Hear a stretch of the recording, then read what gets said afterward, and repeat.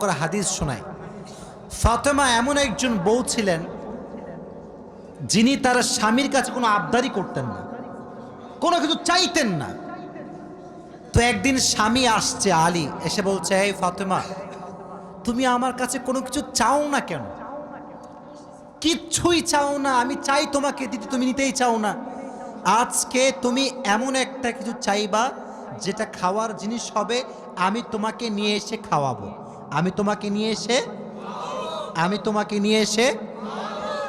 তো ফাতেমা বলছেন, না দরকার না। কি দরকার, থাক না, কোনো প্রয়োজন নাই। তো আলী আজকে নাসরবান্দা, না আমি খাওয়াই ছাড়বো আজকে, বলো কি খাবা। তো চাওয়ার একটা লিমিটেশন আছে। উনি বললেন, আমার কিচ্ছু লাগবে না, জাস্ট বাজার থেকে একটা আনার নিয়ে আসবেন। কি নিয়ে আসবেন? তো আলী রাদিয়াল্লাহু তাআলা আনহু বলছে, ঠিক আছে যাও, আমি যাচ্ছি, তোমার জন্য নিয়ে আসবো একটা আনার। বের হয়েছেন নেওয়ার জন্য। এই মনোযোগ দিয়ে শুনবেন হাদিসটা, খুব মনোযোগ দিয়ে। বাজার থেকে একটা আনার কিনেছেন, কিনে যখন বাসায় ব্যাক করবেন, হঠাৎ করে একজন গরিব মানুষ আসছে, সে বলছে, আলী, আজ 3 দিন যাবত আমার পেটে কোনো খানা নাই, আমি বড় হত দরিদ্র মানুষ, খুবই ক্ষুধার্ত মানুষ, তুমি কি আমাকে কিছু খাওয়াতে পারবা? আলী রাদিয়াল্লাহু তাআলা আনহু এতটা দান করার মেন্টালিটি ছিল, এতটা ভালো মানুষ ছিলেন, বইয়ের কথা ভুলে গিয়েছেন, ওই আনারটাও আল্লাহর রাস্তায় দান করে দিয়েছেন। তো যখন আনার মানে হচ্ছে ডালিম, ডালিম, ডালিম। ও আচ্ছা, না বুঝলে বলা যাবে, কোনো সমস্যা নাই।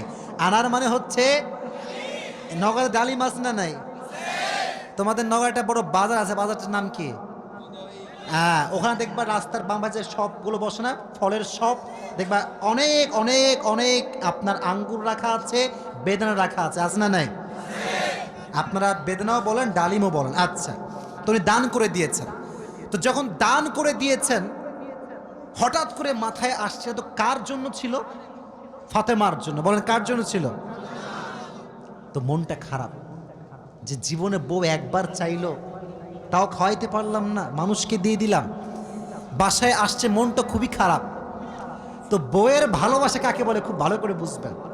আলী যখন গেটটা খুলেছে, ফাতেমা যখন আলীর চেহারার দিকে তাকাইছে, বলছে, আলী, নিশ্চিত তুমি আমার বেদনা, আমার ডালিম তুমি আল্লাহর রাস্তায় দান করে দিয়েছো। সুবহানাল্লাহ পড়ে।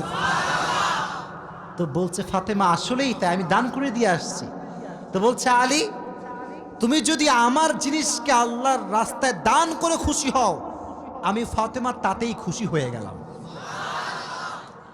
অবাক করা বিষয় দেখেন, হঠাৎ করে একজন মানুষ বাসার গেটে নক করেছে, এই কেউ কি আছে বাসায়? গেট খুলেছে, তো দেখছে গেটের বাইরে দাঁড়িয়ে আছে একজন সাহাবী, তার নাম হচ্ছে সালমান ফারসি। তার নাম কি? এদিকে পেছনে কিয়ামত হয়ে যাক, তোমরা আমার দিকে তাকাও। তার নাম কি? সালমান ফারসি। বলছে, কি হয়েছে আপনার, হঠাৎ করে আপনি আমাদের বাসায় আসছেন? বলছে, নবীজি তোমার জন্য 9টি আনার হাদিয়া পাঠিয়েছেন। আপনার সুবহানাল্লাহ পড়তে পারলেন না? কয়টি আনার? আরো জোরে। তো আলী বলছেন, নো, এটা আমার না, এটা আমার হতে পারে না। সালমান ফারসি বলছে, কেন? এটা তোমার জন্য পাঠিয়েছে। আলী বলছে, ভালো করে চেক করো, এটা আমার জন্য হতে পারে না। বলছে, কেন? বলছে, আল্লাহ তাআলা কোরআনে বলেছেন, মান জাআ বিল হাসানাতি ফালাহু আশরু আমসালিহা, যে আল্লাহর রাস্তায় একটা দিবে, আল্লাহ তারে 10 গুণ বাড়ায় দিবে। তাহলে আমার তো 9টা হবে না, আমার হবে কয়টা? তো সালমান ফারসি এই কথা শুনে আবার পকেটে হাত দিয়েছে, হাত দিয়ে আর একটা বের করেছে, বলছে, নবী তোমাকে 10টাই দিয়েছে, আমি জাস্ট পরীক্ষা করছিলাম। সুবহানাল্লাহ পড়ে। তো চাইলেও একটা ভালোবাসা লাগে, আর যে আল্লাহর রাস্তায় দান করে তার আরো বেশি বাড়ায় দেয়। একজন আওয়াজ দিয়ে বলেন, তিনি কে? আর একটা রেওয়ায়াত বলি, একদিন ফাতেমা রাদিয়াল্লাহু তাআলা আনহা সুতা বিক্রি করলেন। কি বিক্রি করলেন? সুতার দাম হচ্ছে 6 দিরহাম। কয় দিরহাম? আচ্ছা, তো বলছে, হে আমার স্বামী আলী, 6 দিরহাম নিয়ে কয়েকটা রুটি নিয়ে আসো হাসান এবং হোসাইনের জন্য। কার জন্য? হাসান এবং হোসাইন কার সন্তান? ফাতেমা এবং আলীর সন্তান। তো অবাক করে একটা রেওয়ায়াত, আমি জাস্ট গতকালকে এটা পড়লাম, এটা আমি আগে জানতাম না। তো বের হয়েছে বাসার থেকে রুটি কিনবার জন্য। কি কিনবার জন্য? রুটি কিনে ফেলেছে। Just he was coming back to home, বাসায় আসছিলেন। হঠাৎ করেই গরিব আসছে, অসহায় মানুষ। আলী, কিচ্ছু নাই পেটে খাওয়ার মতো, তুমি কিছু দিতে পারবা? আলীর মনোমাইন্ড এতটা বড় ছিল, যা কিনতে গিয়েছিল ফ্যামিলির জন্য ওইটাও আল্লাহ রাস্তায় দান করে দিয়েছে। জোরে সোরে পড়ুন সুবহানাল্লাহ। সন্তানের জন্য খাবার আপনি কিনেছেন, কিন্তু দান করে দিয়েছেন, কিন্তু ভেতরে একটা কষ্ট আছে না নাই?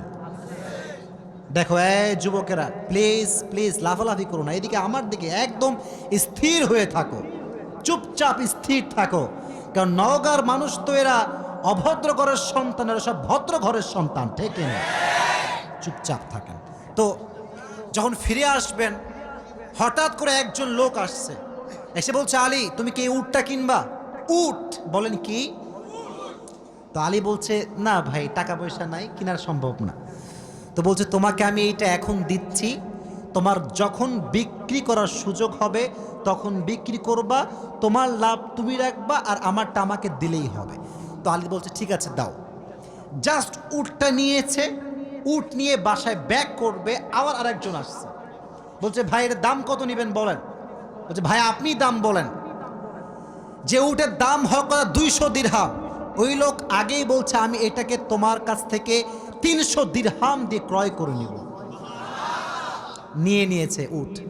তাহলে আগে ছিল মাত্র কয় দিরহাম, এখন তিনি কয় দিরহামের মালিক হয়ে গেলেন? সুবহানাল্লাহ পড়তে পারলেন না? এখন এই যে 300 দিরহামের মালিক যাকে দিবে, লভ্যাংশ খুঁজে পায় না। কই গেল লোকটা? লোক আর খুঁজে পায় না, না পেয়ে বাসায় আসছে। যখন গেট খুলেছে, গেট খুলেই দেখছে নবীজি তার বাসার ভেতরে বসে আছে। বলছে, আলী আজকের ঘটনা তুমি বলবা নাকি আমি বলবো? বলছে, নবী আপনিই বলেন। বলছে, তোমার কাছে সর্বপ্রথম যিনি উট বিক্রি করেছিলেন তিনি আর কেউ নন, তিনি হচ্ছেন জিবরাইল। আর যিনি ক্রয় করেছেন 300 দিরহাম দিয়ে, সে কোনো মানুষ নয়, তিনি হচ্ছেন ইসরাফিল। কেন নবী, এটা কেন আমার সঙ্গে হলো? বল, তুমি যে নিজে না খেয়ে মানুষকে খাওয়াইছো, এটা আল্লাহর কাছে বড্ড ভালো লেগেছে। তো আল্লাহ তোমার এত বেশি বাড়ায় দিয়েছে যে তুমি কল্পনাই করতে পারো না। সুবহানাল্লাহ পড়েন। তাহলে প্রিয় ভাইয়েরা, আল্লাহর রাস্তায় দান করার জন্য আলী এবং ফাতেমার থেকে শিক্ষা নেওয়ার দরকারটা আছে না নাই? যতটুকু পারি নিজেও খাবো, মানুষকেও দিব। নিজে খাবো, মানুষকে দিব না, এটা স্বার্থপর ছাড়া কিচ্ছু হতে পারে না। আমরা স্বার্থপর হব না, ভালোবেসে যাব। আল্লাহ ভালোবাসার মন আমাদের দান করুক, পড়ে না আমিন। আর একটা হাদিস, আচ্ছা বলেন তো পরিবারের, আচ্ছা এখানে সব যুবক আমার মনে হয় আমরা মধ্যবিত্ত পরিবারের সন্তান, ঠিক আছে না প্রিয় ভাইয়েরা? শোনেন একটা কথা বলি, অনেক সময় অনেক যুবকের মন খারাপ হয় যে হুজুর শখের একটা R15 নাই, শখের একটা আইফোন নাই, ঠিক আছে না প্রিয় ভাইয়েরা?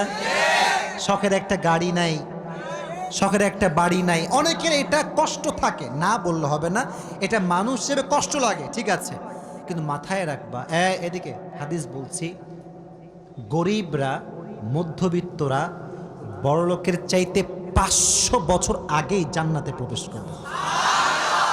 এবার খুশি না বেজার? এবার হাদিস শোনা। হঠাৎ করে একদিন আলী এবং ফাতেমার ঘরে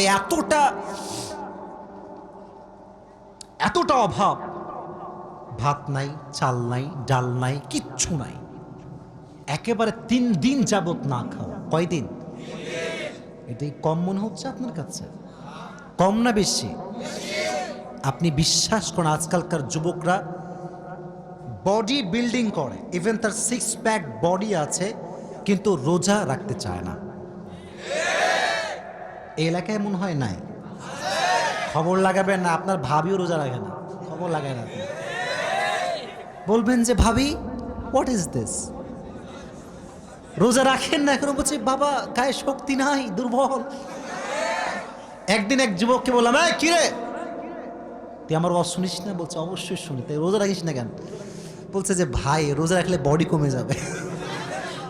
নাউজুবিল্লাহ পড়তে পারলেন না প্রিয় ভাইরা? কয়েকদিন যাবত না খাওয়া।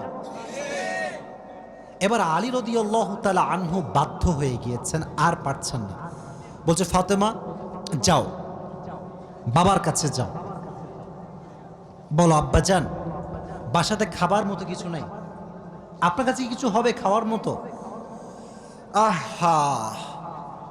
ফাতেমা যখন ঘরে আসছেন, নবীজি ঘর খুলে দিয়েছেন। দেখেন বাবা এবং মেয়ের ভালোবাসা কত সুন্দর। ফাতেমা বলেন নাই যে আব্বাজান কিছু লাগবে। যখন গেট খুলেছে, মেয়ের চেহারা দেখেছে, আব্বা বুঝে গিয়েছে মেয়েটা আমার ক্ষুধার্ত হয়ে আমার কাছে এসেছে। সুবহানাল্লাহ পড়ে ডাক দিয়ে বলছে ফাতেমা তোমার অবস্থা কি বলো, কি হয়েছে তোমার? ফাতেমা রাদিয়াল্লাহু তাআলা আনহা ডাক দিয়ে বলছে আব্বাজান আজ 3 দিন যাবত আমাদের বাসায় কোনো ভাত নাই, ডাল নাই, চাল নাই, গোস্ত নাই, কিচ্ছু নাই।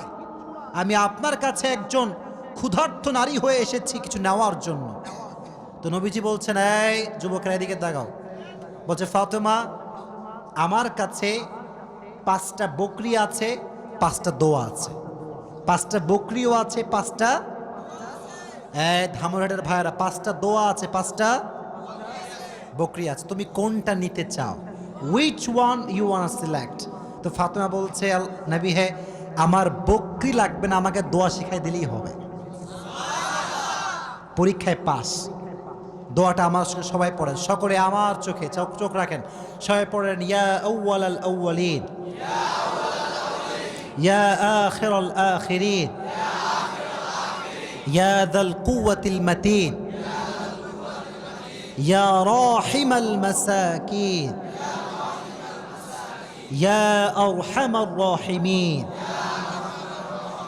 আমি জানি যে এটা এখনই মুখস্থ করা সম্ভব না, তবে এটা আগামীকাল কোথায় যাবে? মাশাআল্লাহ সার্চ করবেন, ডাউনলোড দিবেন, এখানে কাট করে নিয়ে আসবেন। এই দোয়াটা you have to repeat after me, বারবার বারবার বারবার।